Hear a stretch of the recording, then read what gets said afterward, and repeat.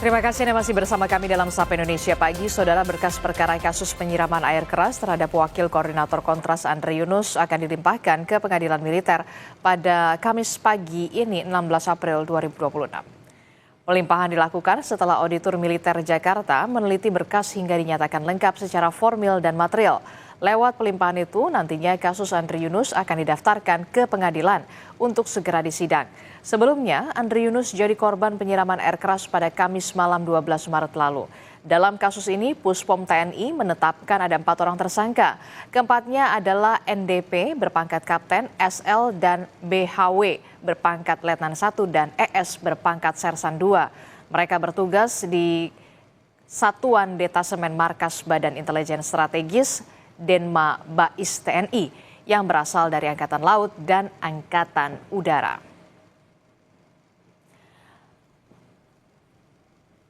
Berkas perkara kasus penyiraman air keras terhadap aktivis Kontras Andre Yunus akan dilimpahkan ke Pengadilan Militer. Lebih lengkapnya kita tanyakan kepada jurnalis Kompas TV, Rahma Piliang dan juga juru kamera Hanil Rivelino. Rahma, usai pelimpahan berkas, apakah sudah diketahui jadwal kapan sidang perdana kasus penyiraman air keras terhadap aktivis Kontras Andre Yunus akan segera digelar? Iya, Adisti, kalau misalnya sudah dilimpahkan begitu ya, akan ada jeda waktu terlebih dahulu sekitar seminggu hingga 10 hari usai dilimpahkan dan akan disidangkan di Pengadilan Militer. Tapi kalau untuk pelimpahannya sendiri memang dilaksanakan hari ini, Adisti dan juga saudara, nanti sekitar pukul 10 pagi memang kurang dari 1 jam lagi dari Auditorat Militer 207 Jakarta akan melimpahkan ke Pengadilan Militer begitu ya, setelah sebelumnya ini dinyatakan lengkap oleh Auditorat Militer. Dan kalau kita melihat begitu ya, di sini juga saudara, sebelumnya juga dari Selasa kemarin dari Puspom TNI juga telah memeriksa berkas perkara 4 tersangka dan juga melimpahkannya kepada Auditorat Militer 207 Jakarta begitu, dan nantinya akan dilimpahkan. Kalau kita ketahui di sini juga saudara, setelah dilimpahkan ke Pengadilan Militer nantinya akan ada pengecekan terlebih dahulu begitu ya, pengecekan dari formil dan materialnya. Setelah pengecekan formil dan materialnya, administrasi dilakukan, lalu nanti akan penunjukan hakim juga dan juga pihak-pihak yang akan terlibat dalam persidangan, lalu akan memanggil para pihak juga. Adis dan juga saudara, jika semuanya ini sudah selesai dilakukan, prosesnya sudah selesai begitu, maka akan dilaksanakan persidangan. Biasanya ini untuk prosesnya sekitar seminggu hingga 10 hari, bisa saja untuk sidang dilakukan minggu depan atau minggu depannya lagi, akhir dari April 2026. Kalau kita melihat di sini juga saudara, ada 4 tersangka yang ditetapkan dalam kasus penyiraman air keras kepada Andre Yunus, yaitu